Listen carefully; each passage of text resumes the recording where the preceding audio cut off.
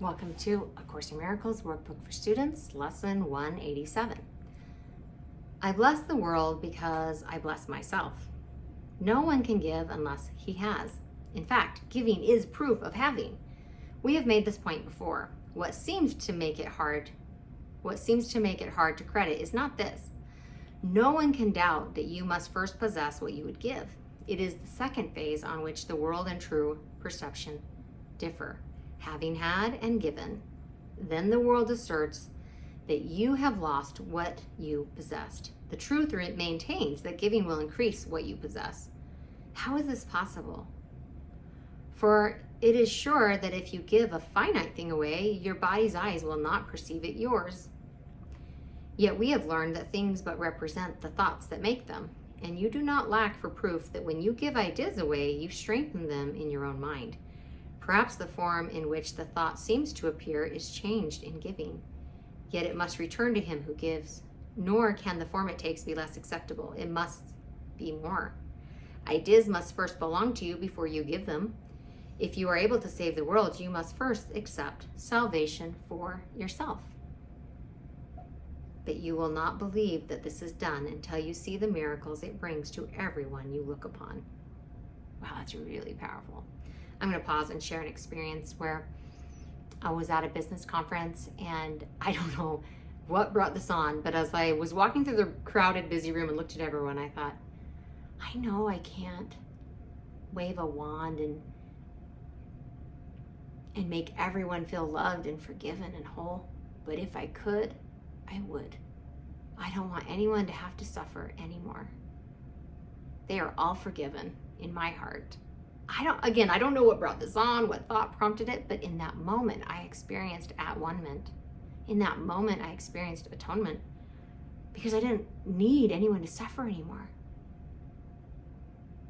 And I also understood that they may choose to suffer, but it wasn't for my sake. And I felt that love pour through me, and it was almost as if I had given, I'm not even gonna say almost as if, it was. That as I forgave everyone else, I had forgiven myself. I was able to release myself from needing to suffer because I wasn't asking that of anyone else. We've all made mistakes.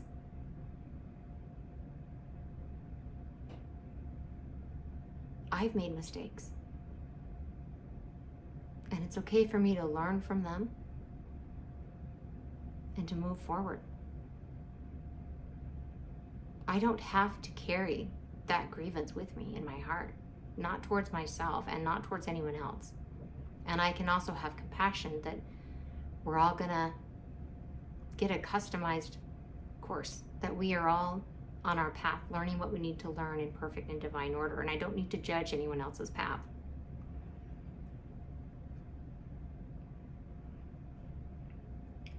Perhaps the form in which the thought seems to appear is changed in giving, yet it must return to him who gives. Nor can the form it takes be less acceptable. It must be more. Ideas must first belong to you before you give them. If you are able to save the world, you first accept salvation for yourself. But you will not believe that this is done until you see the miracles it brings to everyone you look upon. Herein is the idea of giving clarified and given meaning. Now you can perceive that by your giving is your store increased. Protect all things you value by the act of giving them away. Wow, I love that. Protect all things you value by the act of giving them away. And you are sure that you will never lose them. What you thought you did not have is thereby proven yours. Yet value not its form, for this will change and grow unrecognizable in time, however much you try to keep it safe. No form endures. It is the thought behind the form of things that lives unchangeable. Give gladly. You can only gain thereby. The thought remains and grows in strength as it is reinforced by giving. Thoughts extend as they are shared, for they cannot be lost. There is no giver and receiver in the sense the world conceives of them. There is a giver who retains, another who will give as well, and both must gain in this exchange, for each will have the thought in form most helpful to him. What he seems to lose is always something he will value less than what will surely be returned to him. Never forget you give but to yourself. Who understands what giving means must laugh at the idea of sacrifice, nor can he fail to recognize the many forms which sacrifice may take. He laughs as well at pain and loss, at sickness and at grief, at poverty, starvation, and at death. He recognizes sacrifice remains the one idea that stands behind them all, and in his gentle laughter are they healed. Illusion recognized must disappear. I'm going to repeat that. Illusion recognized must disappear. Accept not suffering, and you remove the thought of suffering. Your blessing lies on everyone who suffers. When you choose to see all suffering as what it is, the thought of sacrifice gives rise to all the forms that suffering appears to take, and sacrifice is an idea so mad that sanity dismisses it at once. Never believe that you can sacrifice. There is no place for sacrifice in what has any value. If the thought occurs, its very presence proves that error has arisen and correlation must be made. Your blessing will correct it. Given first to you, it now is yours to give as well. No form of sacrifice and suffering can long endure before the face of one who has forgiven and has blessed himself. The lilies that your brother offers you are laid upon your altar, with the ones you offer him beside them. Who could fear to look upon such lovely holiness? The great illusion of the fear of God diminishes to nothingness before the purity that you will look on here. Be not afraid to look. The blessedness you will behold will take away all thought of form and leave instead the perfect gift, forever there, forever to increase, forever yours, forever given away. Now are we one in thought, for fear has gone. And here, before the altar to one God, one Father, one Creator, and one thought, we stand together as the Son of God, not separate from him who is our source, not distant from one brother who is part of our one self, whose innocence has joined us all as one. We stand in blessedness and give as we receive. The name of God is on our lips. And as we look within, we see the purity of heaven shine in our reflection of our Father's love. Now are we blessed, and now we bless the world. What we have looked upon, we would extend, for we would see it everywhere. We would behold it shining with the grace of God in everyone.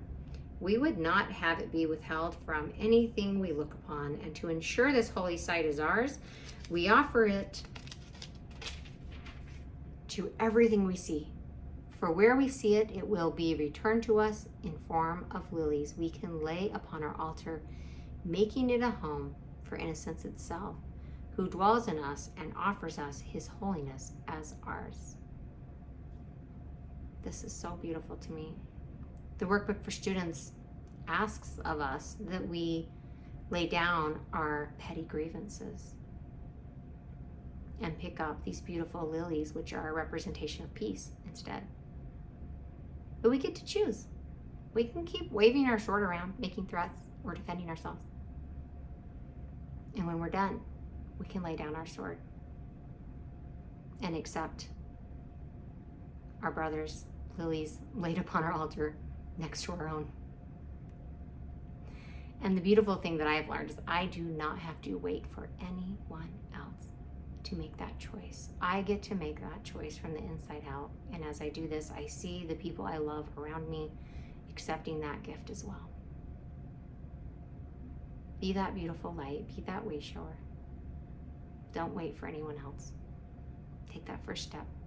I know that you already have, or you wouldn't be here with me about to start lesson 188 tomorrow.